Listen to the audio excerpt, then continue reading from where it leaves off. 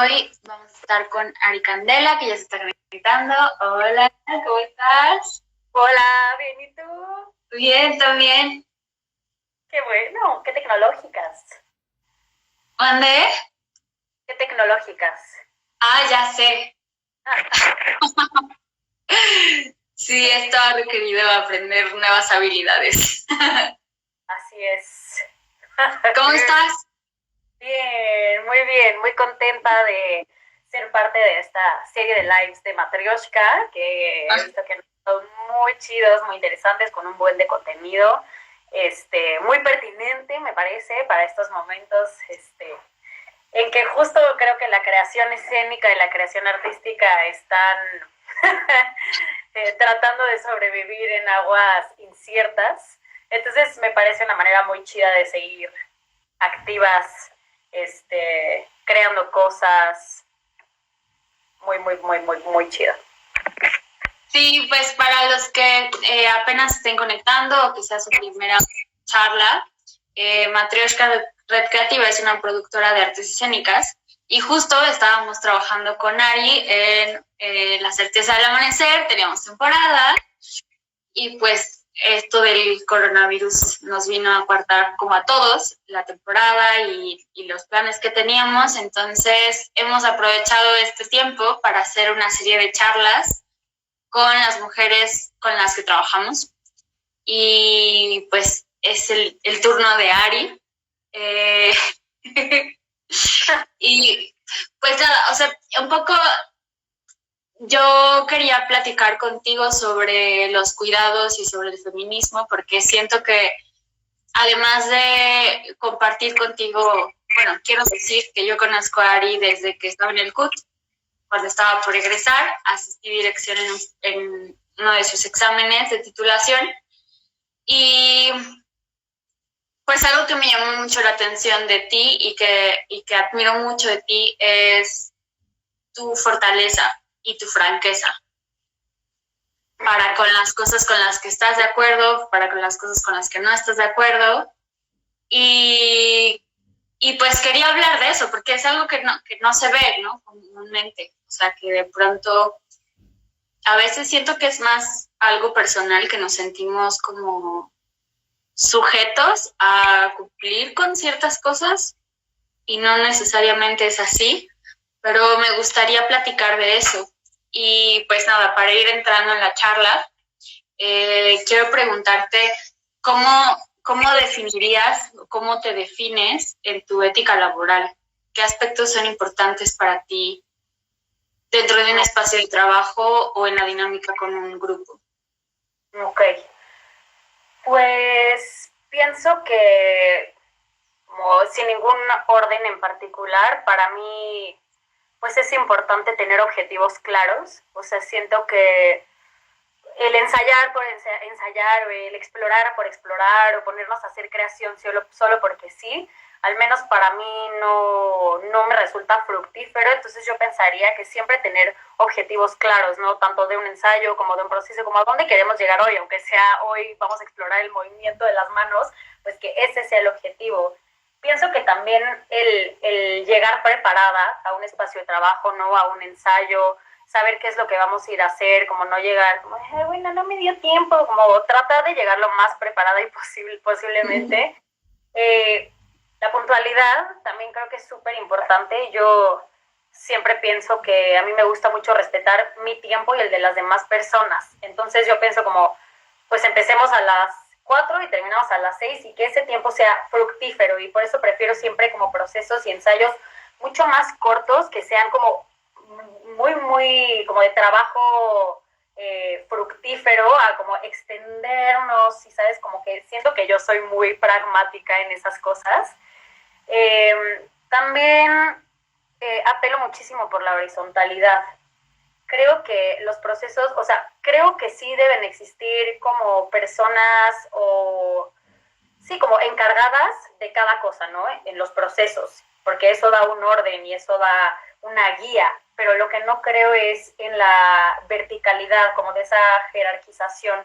Y a lo que me refiero con horizontalidad es saber que, al menos en los procesos creativos, todo el proceso es sumamente humano, todo es la susceptibilidad y la vulnerabilidad de con quien estás tratando. Entonces pienso que siempre hay que tomar en cuenta en esta horizontalidad, por ejemplo, si hacemos una observación a una compañera o a un compañero, o si vamos a dar notas, o si tenemos alguna observación, pues pienso que es muy importante saber que estamos hablando con seres humanos y que hay que tomar en cuenta eso, porque el teatro se presta mucho a como estos procesos jerárquicos, así como de yo te digo cómo lo tienes que hacer y esta es mi visión y no me importa desde dónde te lo diga, ahí te va y tú solucionalo. Entonces yo la verdad creo que hay que trabajar más desde la horizontalidad y que eso nos lleve a generar diálogos. O sea, creo que como en mi ética de trabajo siempre está, y tú lo dijiste al principio de esto, generar diálogos, cuestionarnos, ¿no? Como no dar las cosas por hechos, eso a mí me gusta mucho en un proceso. Pienso que también yo soy una luchadora incansable de las condiciones óptimas y quizá no solo en México, pero es el teatro que yo hago y conozco, las condiciones a veces pues no son las que quisiéramos, ¿no? En cuanto a pagos, en cuanto a tiempos, y yo espero nunca dejar de luchar por esta utopía aún de que se nos paguen los ensayos, de que se nos paguen nuestras horas de trabajo, nuestro tiempo, a tanto a las actrices como a las directoras, como a quien haga iluminación. O sea, yo apelo por estos espacios y a preguntar. O sea, creo que una de mis cosas fundamentales es no tener miedo de preguntar. O sea, y tú lo sabes, ¿no? ¿Cuánto tiempo vamos a ensayar?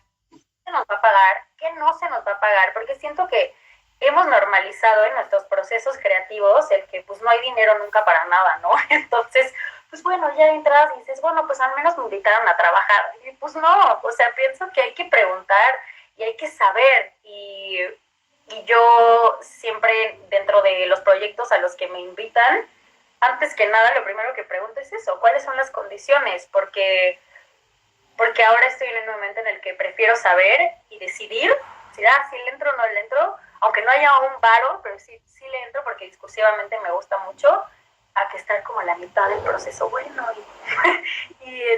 bueno, pues cómo va a estar, ¿no? Y creo que también en cuanto a eso, apelo a discursos potentes y poderosos que me llamen desde un lugar, no sé, o ya sea por la forma visual que tendrá el proyecto o por el texto o por el discurso, o sea, pero para mí es importante que haya algo en la esencia que me conecte. Eso, bueno, es lo ideal, ¿no? Pero no en todos los proyectos pasa igual. Y pues sí, tratar de que el teatro, dentro de lo efímero y volátil que es, tratar de hacerlo lo más formal posible. No como formal, de serio, no, sino como eso, ¿no? En condiciones, tiempos, cuánto tiempo, en qué teatro. O sea, es como todo este tipo de cosas para que tengamos en cuenta que el teatro es un trabajo, ¿no? Dentro de todo, y seguir luchando porque esas condiciones sean así. Esa es la corta respuesta, Ale. Ok, muy bien. No, está bien, y creo que tocas muchos temas que me parecen como muy interesantes y esenciales, y que sí, damos por hecho, o sea, porque, bueno, no sé, yo he tratado como de cambiar esa percepción, de pensar que no voy a vivir de lo que hago, y de pensar que no... Que siempre, o sea, que hay que sufrir y hay que perder para ganar como artísticamente. O sea, yo creo que no es así, y que si todos nos pusiéramos un poquito más en esa sintonía, porque además siento que hay como un prejuicio en el que, respecto al dinero, en el que como que pareciera que si quieres cobrar ensayos, o que si quieres como cobrar o mejorar las condiciones y exigir otras condiciones, estás lucrando o quieres lucrar con el trabajo. Y lucrar en un sentido como peyorativo, ¿no? O prejuicioso. Y, o sea, como que yo de un tiempo para acá he dicho, a ver, lucraré cuando me pueda comprar una mansión. Ahí sí estoy lucrando. Pero por poder pagar la renta de mi departamento, por poder hacer mi despensa, por poder, o sea, no estar apretada y tener unas vacaciones de vez en cuando, eso no es lucrar, eso es vivir bien y dignamente por el trabajo que se hace. Entonces, claro, esto que dices de preguntar y de no tener miedo, un poco a partir de una pregunta que lanzó justo Ari en el proceso, tuvimos como la oportunidad de platicar más sobre esto. Y pues también hay condiciones como del contexto que nos lo impiden, pero sí me parece que siempre es importante como hacer esas preguntas. Y yo te agradezco mucho que las hagas, porque de verdad siento que a veces como que pareciera que, ¿qué? Pero claro, pues sí, se puede, eso se puede preguntar y eso puede suceder y está bien. Oye, y justo, digamos, no, ¿cómo llegaste a esto? O sea, ¿cómo fue, qué momentos fueron los que te han marcado para decir, no, ahora voy a preguntar y a mí no me vuelve a pasar y no, o sea, ya aprendí para la próxima? Hablando como de los ensayos y la formalización del trabajo, pues estuve en un proyecto con una compañía canadiense este año, bueno, el año pasado más bien empezó este proyecto en el que estuve y pues a mí nunca me había tocado trabajar con una compañía internacional y me sorprendió las condiciones de trabajo. O sea, en primer lugar, lo primero que hicieron fue mandarme un contrato como de fechas, de montaje, fechas de ensayos, fechas de pago, así de que tal cantidad del proyecto se te va a pagar este día, tal cantidad se te va a pagar este día. ¿Cuánto me iban a pagar por hora? ¿Cuánto me iban a pagar por función? ¿Cuánto me iban a pagar si tenía hora de montaje en el teatro? O sea, como un montón de cosas, ¿no? Yo leí ese contrato y dije, ¡wow! Así, para mí fue así como... Dije, ok. Entonces, bueno, el primer día que llegué al ensayo, nos dieron una hojita donde decía horas de ensayo y tu firma. Y entonces tú llegabas y firmabas. Tal vez a la gente que se dedica a otras cosas esto les parezca normal, pero pues, para un ensayo tú llegas, la notas tu agendita y llegaste a tu ensayo y ya. Entonces yo llegaba a cada ensayo y nos decían, aquí está su hoja, ustedes son responsables. También la asistente de dirección llevaba también las horas de los demás.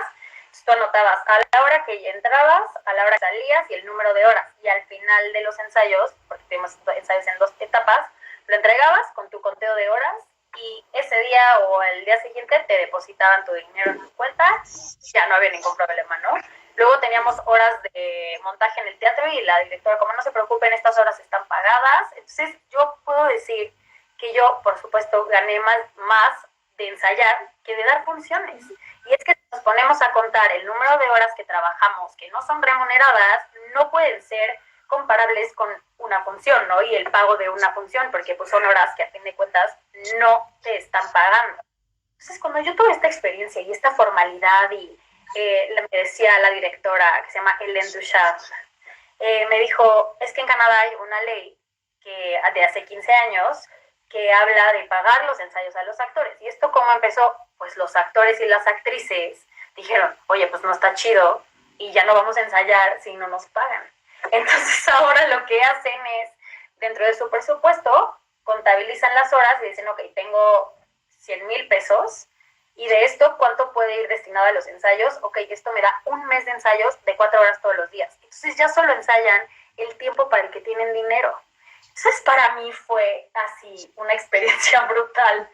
Y yo, no me importa qué tenga que hacer y no quiero que se me olvide, porque de repente ya empecé a entrar en el día a día del teatro en México y se me empezó a olvidar que eso me había pasado y dije, no, yo no me quiero olvidar que yo tuve esta experiencia y lo quiero llevar a donde pueda en los ámbitos de mi vida profesional. Entonces, pues en los proyectos a partir de ese que me empezaron a invitar, lo primero que hacía era preguntar y decir, pues si les molesta que pregunte, o si no me van a pagar los ensayos, si no, yo prefiero externarlo, decirlo, preguntar, y que nos empecemos a dar cuenta que eso debería de ser lo normal y no normalizar lo contrario, ¿no?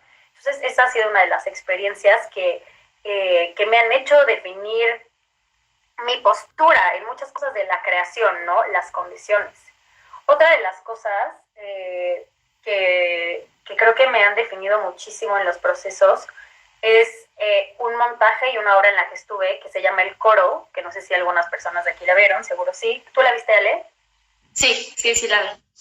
El Coro fue un montaje que hicimos, éramos puras compañeras y compañeros del CUT, fue un proceso de creación como de 9 meses, más o menos, y tuvimos funciones y nos fuimos a festivales en el extranjero y ganamos el FITU y nos fue muy bien, fue una obra que nos fue muy bien.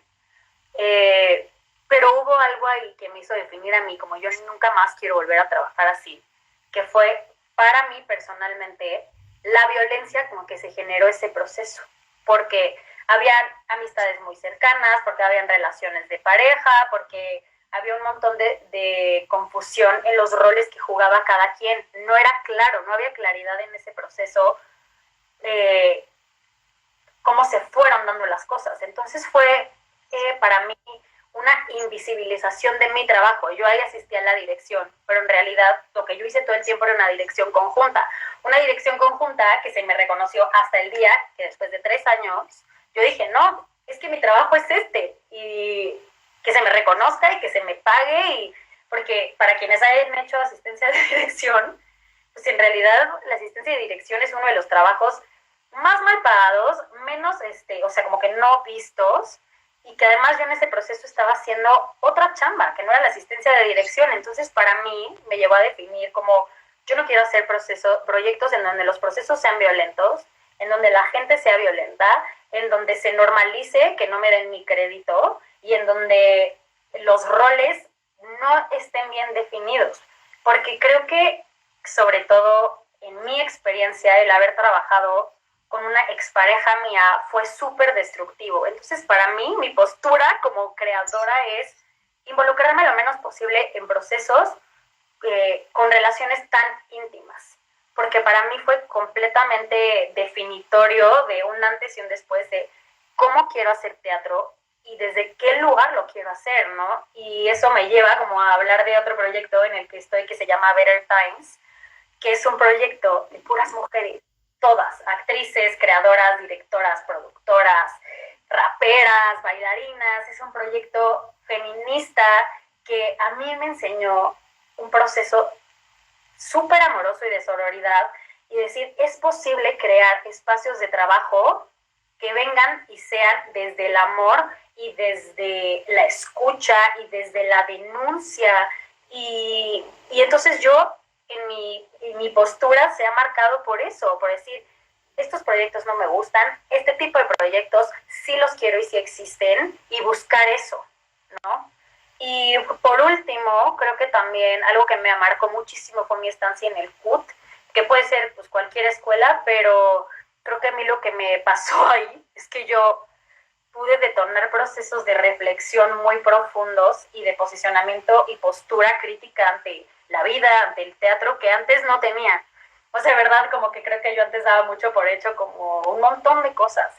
Y el ahora poderme sentar y decidir si quiero estar o no quiero estar en un proyecto, pero cómo además lo quiero abordar. O sea, qué postura crítica y reflexiva tengo ante todo. Y entonces también fue como una apertura de percepción y de perspectiva hacia otras cosas, que al menos entre estas creo que 4 cosas que te conté ahora, que les platiqué a quienes nos están viendo, que han marcado cómo quiero seguir y cómo quiero vivir ahorita mis procesos. Claro. Sí, y es que, o sea, esto que decías como de cómo se normaliza la violencia y un montón de dinámicas como muy tóxicas en donde uno debería, digo, supongo que cada quien lo lleva como puede, pero como que deberías no mezclar, pero en realidad todo está mezclado, pero en realidad como en pos de la creación artística hay un montón de pues de cosas que se sustentan y que, o sea, digamos, a mí para en términos concretos, igual y si algún día me iluminaré y haré una obra de arte increíble y fantástica, pero la mayoría del tiempo estoy trabajando, ¿no? Y soy una trabajadora del arte y es un trabajo. Y en el trabajo, pues, la cosa es estar en condiciones óptimas, sin tener que estar lidiando con ni acosos, ni faltas de respeto, ni malos tratos. Y como que pensamos a veces que eso es como muy idílico, que no se puede, pero sí se puede. O sea, y sí existe. Y no es necesario sufrir, ¿no? Como para crear. Al menos creo que eso es algo en lo que yo me reconozco mucho contigo y que estoy muy de acuerdo en, sí, no se trata de eso. Algo de lo que quería platicar, porque en realidad es como que, digamos, todas estas charlas un poco las hemos ido armando a partir de lo que sabemos, ¿no? A veces el tiempo no da como para conocernos a profundidad en los procesos, pero sé que estás trabajando con educación intermedia. Y lo he oído de ti, lo he oído de Lilian, como de que es un proyecto increíble, que están trabajando, que están utilizando las herramientas del teatro para trabajar y tratar otro tipo de temas. Y me gustaría que nos contaras, o sea, ¿qué es educación intermedia? ¿Y por qué entraste? ¿Cómo esto te ha aportado? ¿Qué ha sumado a lo que haces? Cuéntanos. Educación Intermedia es una asociación civil en la que trabajamos en primarias públicas de tiempo completo de la Ciudad de México, y lo que hacemos, le llamamos laboratorios, que digamos que son una especie de talleres en las que vamos a las escuelas una vez a la semana, 1 hora, esto es de primero de primaria a sexto de primaria, y lo que trabajamos son distintos ejes. Todo esto lo hacemos con actrices y con actores y a través de las herramientas teatrales. Entonces trabajamos toda la cuestión de educación socioemocional, la violencia en el aula y las manifestaciones que ésta tiene, la perspectiva de género y la crisis climática. Entonces tenemos estos 4 ejes que obviamente depende de la etapa de desarrollo y de la edad y de sobre todo esto para ver qué tipo de contenidos puedes abordar. O sea, por ejemplo, en la parte de perspectiva de género se hace muchísimo más con cuarto y quinto y sexto de primaria que con las niñas y los niños de primero de primaria, porque pues por conceptos y términos y por etapa de desarrollo y por los procesos reflexivos que detona, pues lo hacemos en unas edades un poco más grandes.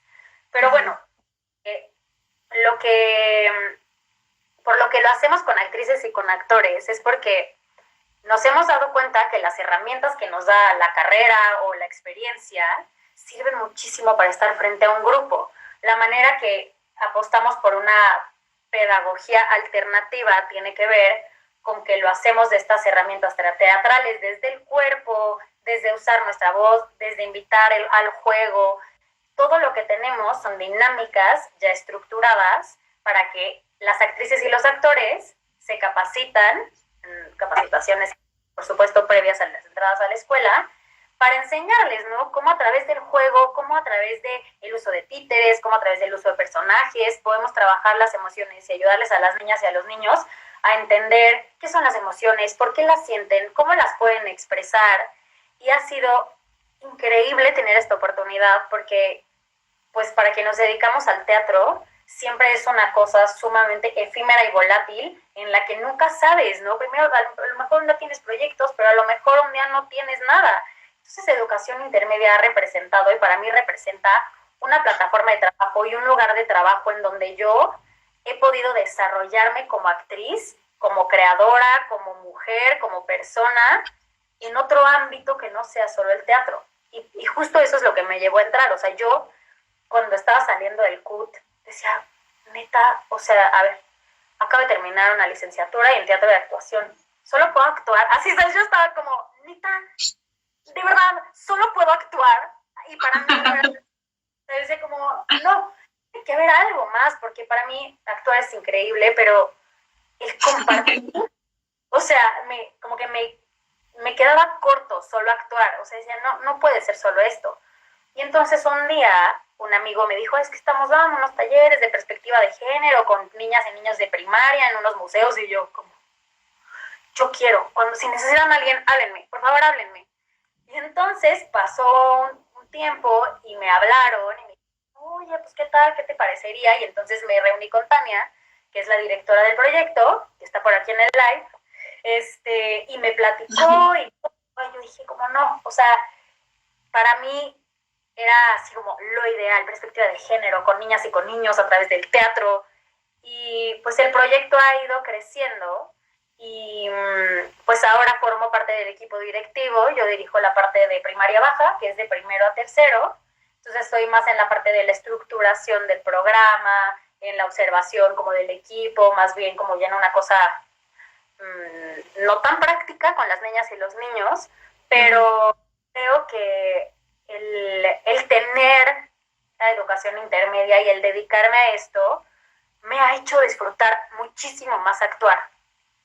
O sea, creo que ha modificado mi manera de ver el teatro y, ¿sabes? Como de estar tan en serio en el teatro, o sea, y que no tiene que ver con lo que decía antes, ¿no? Como una cosa es formalizarlo y que sea una cosa estructurada y otra cosa es como el teatro y, bueno, no sé, o sea, yo no comparto esa visión porque educación intermedia me apasiona lo mismo que subirme en un escenario, o sea, de verdad, que el poder llevar esto a otras personas y el transmitirlo, para mí ha sido invaluable. Entonces, o sea, pienso que tanto me ha llevado a cuestionarme la pertinencia de estar en un escenario que he dicho, como yo podría dejar de actuar, ¿sabes? O sea, de verdad ha sido para mí tan hermosa esa experiencia que yo, pues si no vuelvo a actuar en mi vida, pues esto me llena.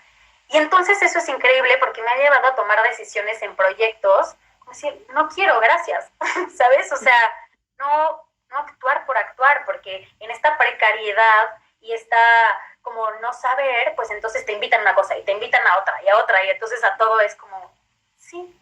Y ahora me ha dado este lugar de poderme cuestionar y decir, pues, gracias, pero ahorita no. Gracias, pero porque actuar se ha vuelto más que una profesión y es muy cagado, como un hobby. Y es increíble, porque lo disfruto mucho más y me hace regresar al sentido de actuar del juego. Muy, o sea, que como en estos procesos que luego estás, ¿no? Como haciendo tu cosa con tu personaje y entonces te dicen, sí, muy bien, pero ahora con un poquito más de ironía. Entonces yo como, hostia, o sea, ¿cómo es un texto con más ironía? Bueno, vas muy bien, vas por buen camino, pero ahora, ¿sabes qué? Como que yo creo que malévola, o sea, un poco más malévola, pero al mismo tiempo, entonces es como, y entonces ahora para mí, ok, está bien, no sé cómo hacerlo, no sé qué es lo que me estás pidiendo, pero lo voy a intentar, o sea, lo voy a hacer, y me vale. Entonces, de verdad, como regresar a ese sentido de juego, que lo he rescatado mucho a través de educación intermedia, me ha dado esa posibilidad de decir, es un juego nada más, y me estoy poniendo aquí, así, esto es lo que soy, esto es lo que tengo, ahí te va. No sé si salga bien, pero pues, porque no tengo otra manera de hacerlo.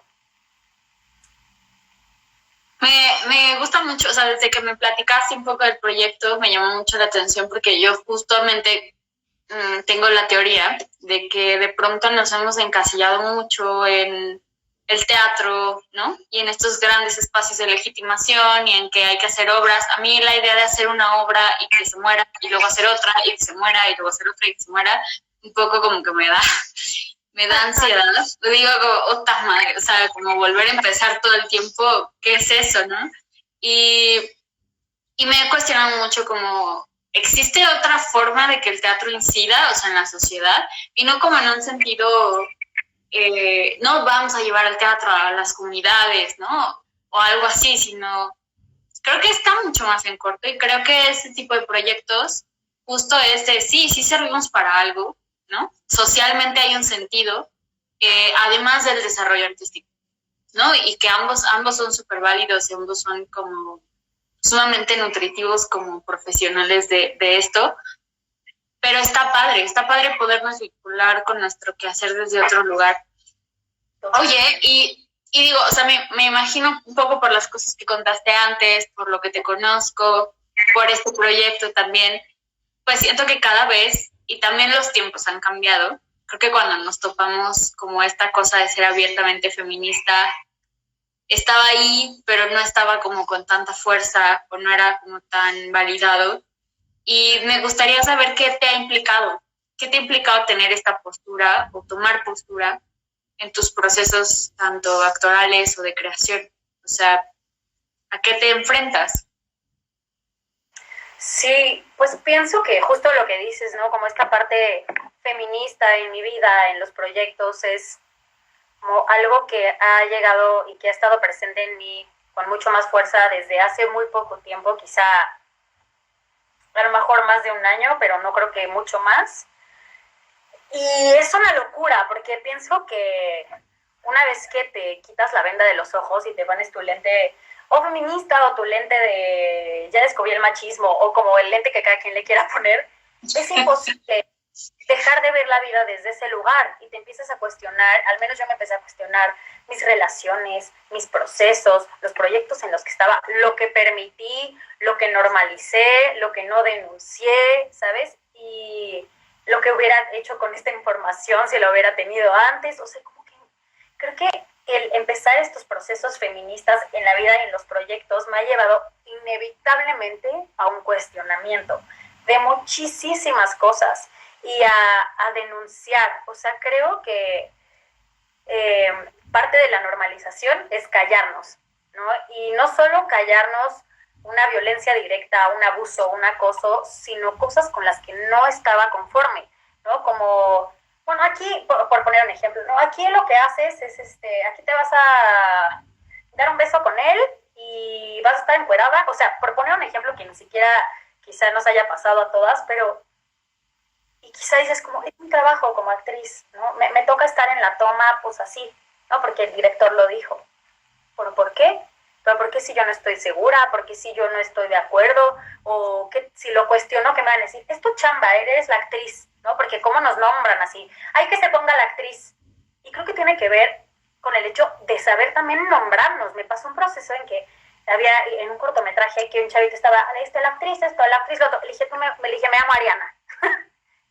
Me empiezas a decir la actriz y o sea, no sé qué va a pasar, pero me llamo Ariana, no soy la actriz, porque desde ese lugar nos volvemos un objeto, ¿no? Como pues que la actriz se encuere, que la actriz se bese con este güey, que la actriz tal, no, a ver, la actriz se llama Ariana, la actriz tiene necesidades, la actriz tiene poder de decisión, tiene voluntad, tiene cuestionamiento, y si no te gusta, pues la actriz ya no va a querer trabajar contigo, ¿no? El asumirme en esta postura me ha llevado también a asumir pues que quizá no todo el mundo vaya a estar en el mismo canal que yo y yo puedo decir, ok, pues entonces decido trabajar aquí, pero sabiendo, o prefiero no, porque ya no puedo estar en este proceso de estoy de acuerdo. Y me pasó en un proceso que estábamos en una escena, en donde teníamos cercanía a otra compañera y yo, pero no era nada sexual, era un juego, en donde como que ella me molestaba y estábamos en un ensayo y un hombre del equipo nos vio hacer esta escena en el ensayo y empezó como en esta cosa inexplicable que para mí, de cómo un hombre siempre, al parecer, estereotípicamente le prende que dos mujeres tengan una interacción, ¿no? O sea, como que es una fantasía ahí que deben de construir y cuestionarse esos hombres.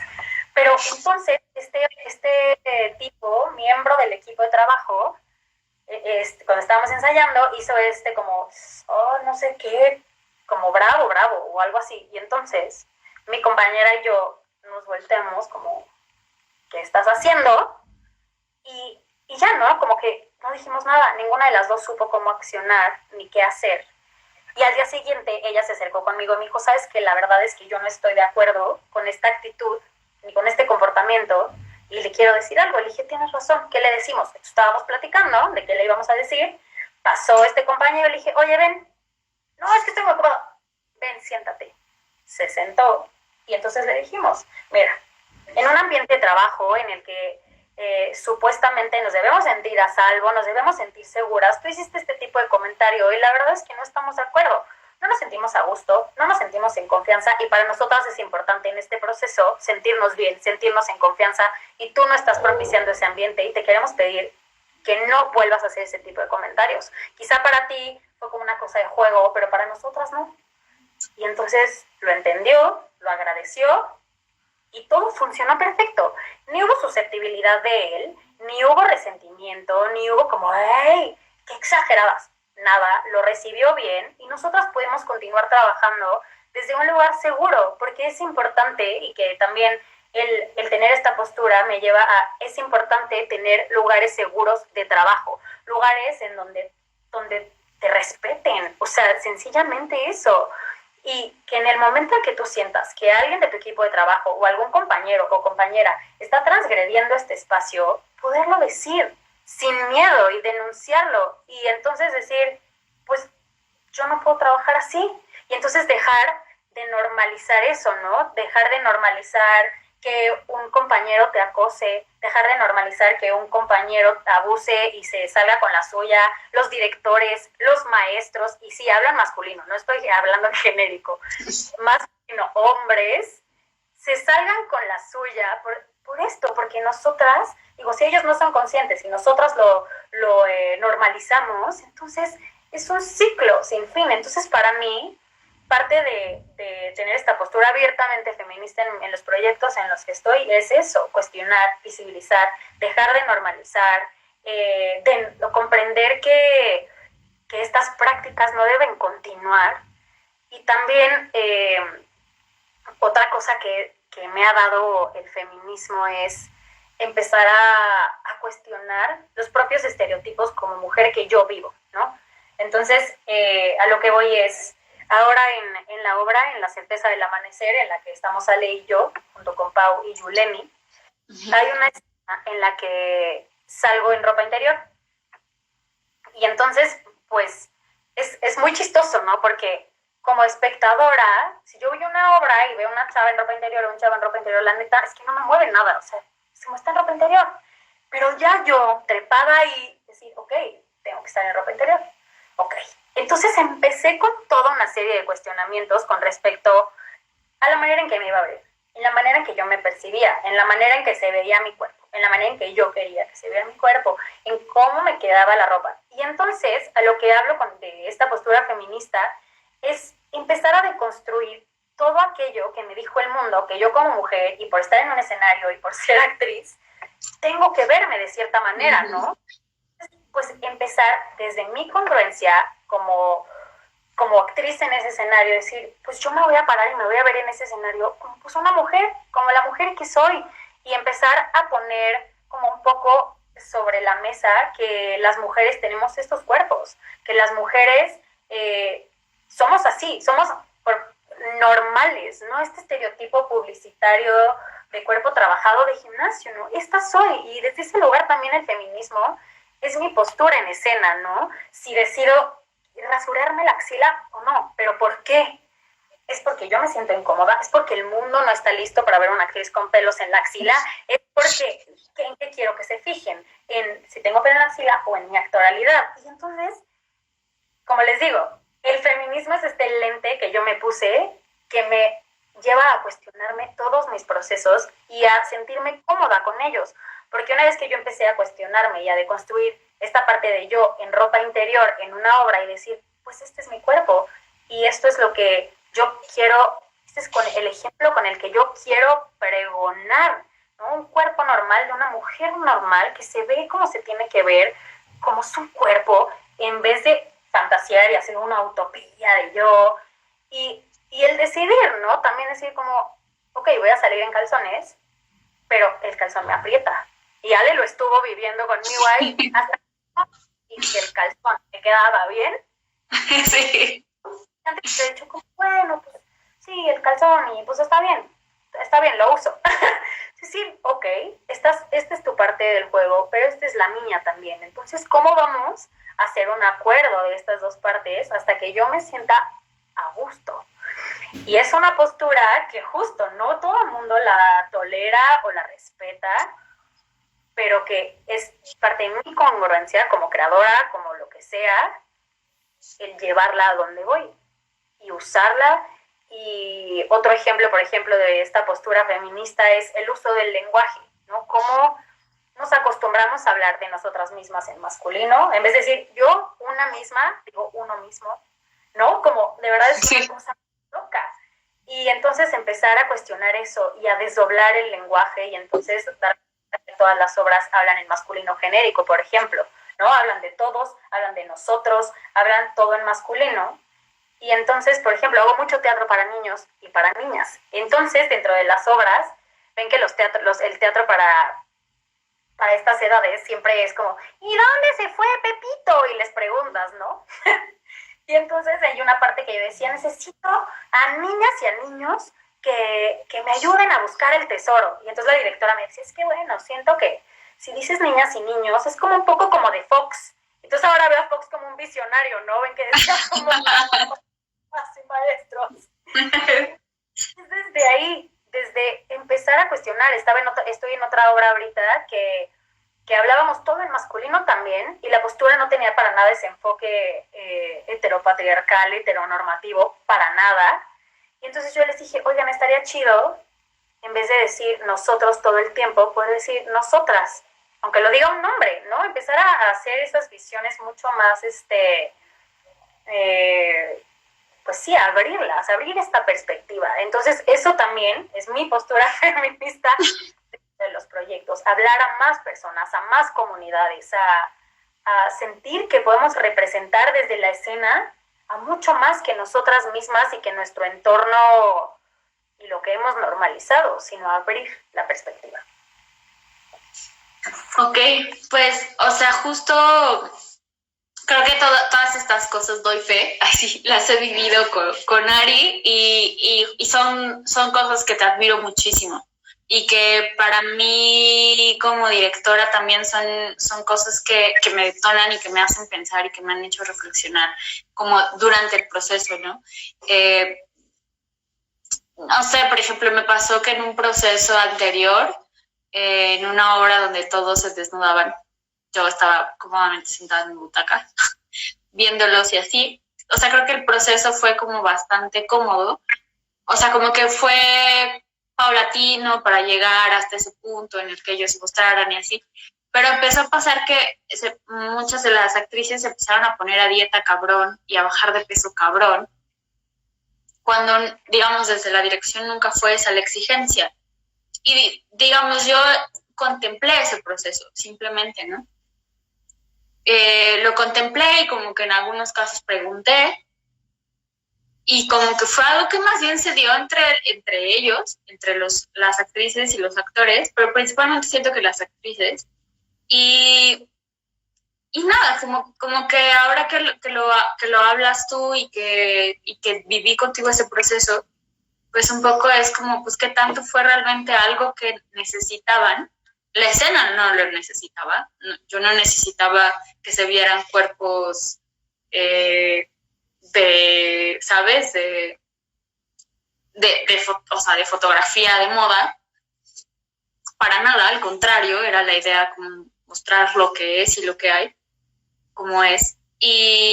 Pero cuánta presión no tenemos encima que de pronto esto se detona solito, ¿no? Quizá ni siquiera es uno como director o como gente del equipo, sino es la misma presión social que sentimos todos los días la que en esos momentos de los procesos se manifiesta. Y es muy fuerte, o sea, para mí fue muy fuerte, como de pronto ver las fotos del inicio del proceso y ver el final, y eran otros cuerpos. Y bueno, digamos, ya ahí cada quien vivió ese proceso, como decidió vivirlo, y tampoco lo veo mal que hayan tomado esas decisiones con sus cuerpos, pero fue un cambio, una transformación muy fuerte.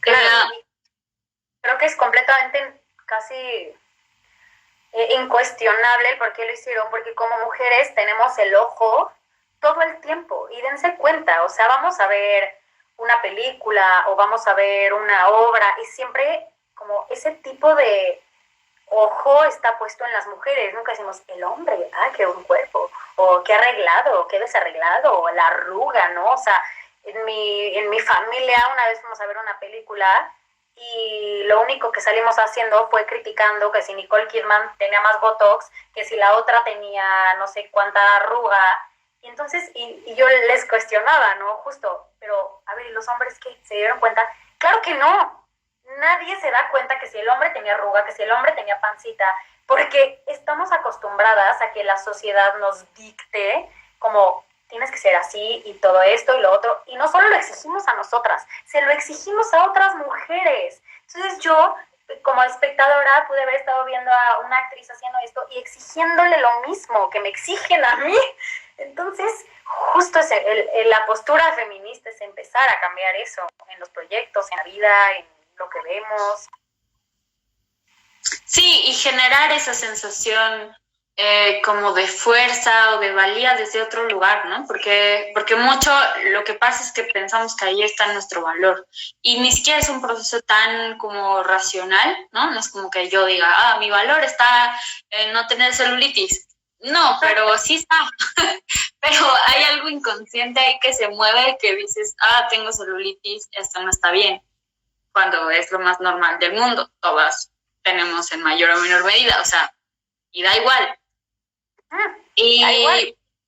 Bueno, pues, o sea, estamos ya cerca del final. Me gustaría preguntarte dos cosas para cerrar. Una es como, digamos, ya hemos hablado de tu práctica artística, de lo que has vivido tú, pero ¿qué has visto, pues? ¿Qué prácticas has visto en otras compañeras, en otros contextos? ¿Qué prácticas ves en el gremio y qué cambiarías para favorecer el trabajo de tus congéneres?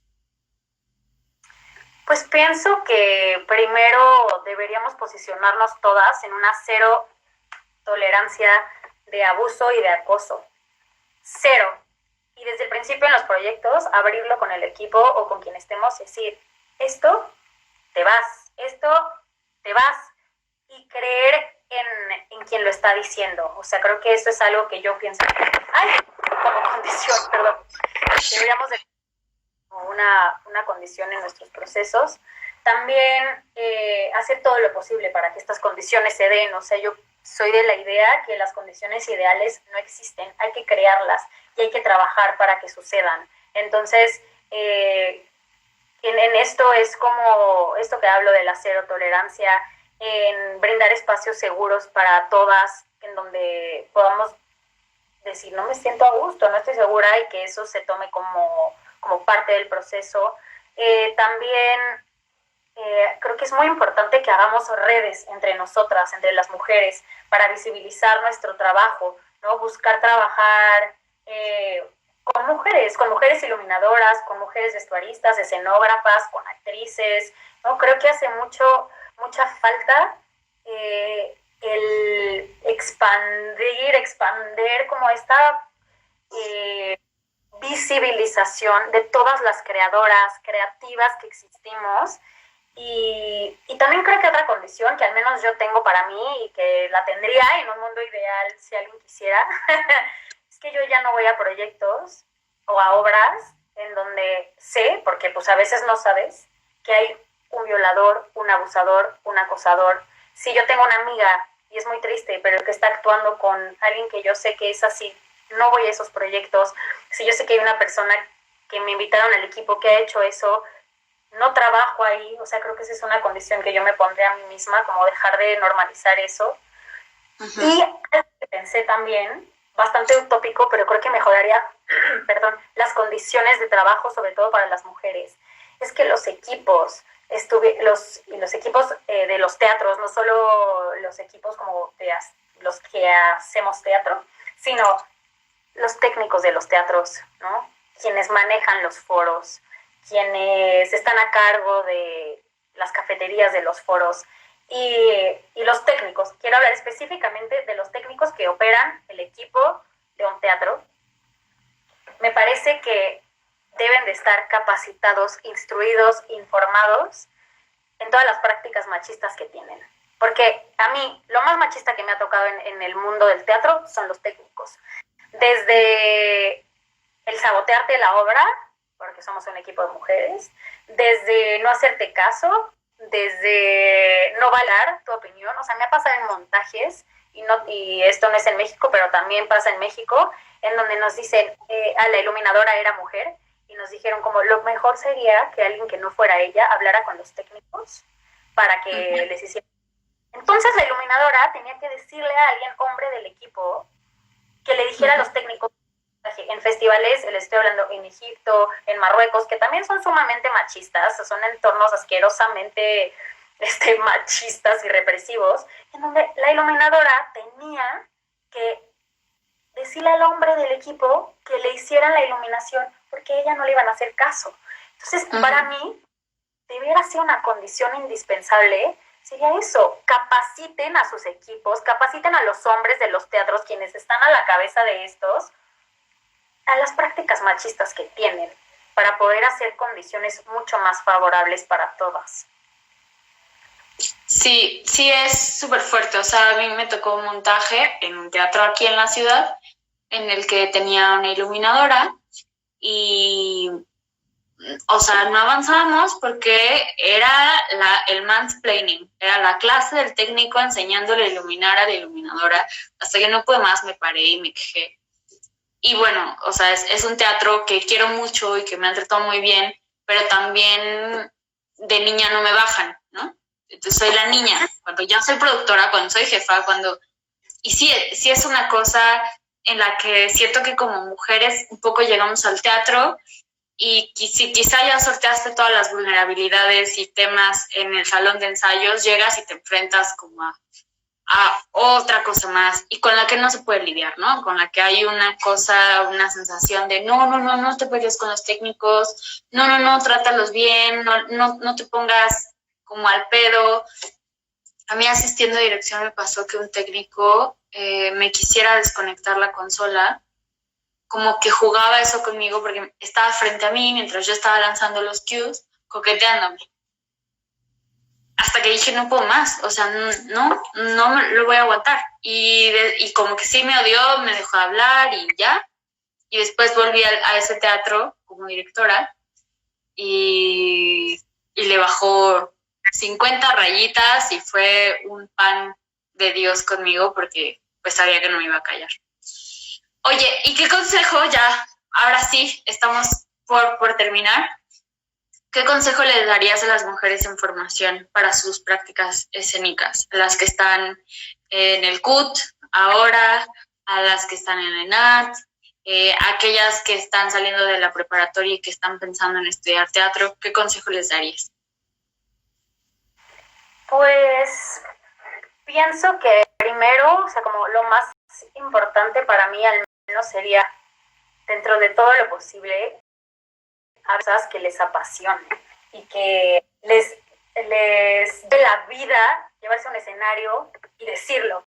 Que si no, ¿qué chiste tiene? Y puede ser desde el lugar que quieran, pero realmente buscar que sus discursos de vida también, que también no tengamos miedo de la denuncia en las escuelas, como de las prácticas violentas, porque han disminuido, pero hay muchas prácticas violentas en las escuelas de teatro, mucho abuso, hay mucho acoso, hay mucha normalización, y que pienso que por estar en esas escuelas y por decir, sí, estoy estudiando teatro y lo que me gusta, no lo hacemos. Entonces yo pensaría eso, manden a la chingada a sus maestros, a sus compañeros, acosadores, porque es algo que está en todos los grupos. En mi grupo en mi grupo del CUT hay, y es triste saber que tus amigos han hecho esas cosas, ex amigos ahora, denúncienlo, díganlo, no lo permitan. Pensaría que también formen grupos de trabajo con personas con las que se puedan relacionar bien profesionalmente, sobre todo. La amistad, a fin de cuentas, estará o no estará, pero creo que mantener una relación profesional, horizontal, desde lugares sanos, es lo más importante. Y como dice Tamara, abajo el patriarcado, exactamente. También reiteraría lo de no tomarse tan en serio estudiar teatro. De verdad no, o sea, es un juego, de verdad, o sea, es un juego. diviértanse, cáguenla, igual, la escuela es el momento de experimentar y para de verdad divertirse, sí. Y también pienso que no se les cierre el mundo, que actuar es solo actuar, ¿no? Que hay miles de posibilidades, hay miles de cosas que se pueden hacer desde el teatro, con el teatro, que no es solo actuar, porque está chido y es increíble estar en la carrera, y yo decía que iba a ser la mejor actriz de México, y me llevaba la vida en eso, de verdad. Y claro, me encanta actuar y me encanta ser actriz, pero al menos ahora lo veo como con una cosa mucho más amplia. Entonces es eso, abrir la perspectiva, hacer proyectos que sean pertinentes para ustedes, para más poblaciones, para más comunidades, generar la y el público que queremos tener. Si seguimos haciendo porquerías, la gente va a pedir porquerías, pero si hacemos cosas interesantes, discursivamente, que tomen en cuenta un montón de posturas, que no sea solo la única, la mía, entonces eso se va a ampliar. Pues muchas gracias, Ari, por esta conversación. Muchas gracias. Gracias a todos los que se conectaron. ¡Jijis! Hola, saludos a todos. Pues nos vemos pronto. La siguiente charla, no sé si alguien me puede soplar por ahí. La siguiente charla es, me parece que con Dulce. Bueno, vamos a tener una serie de charlas este mes con Dulce, con Natalia Sedano, Dulce María, Natalia Sedano y Paulina Álvarez, que también estuvo con Ari en La Certeza. Muchas gracias, Ari, por esta charla. Nos vemos pronto. Nos vemos muy pronto y muchas gracias, Ari. Bye.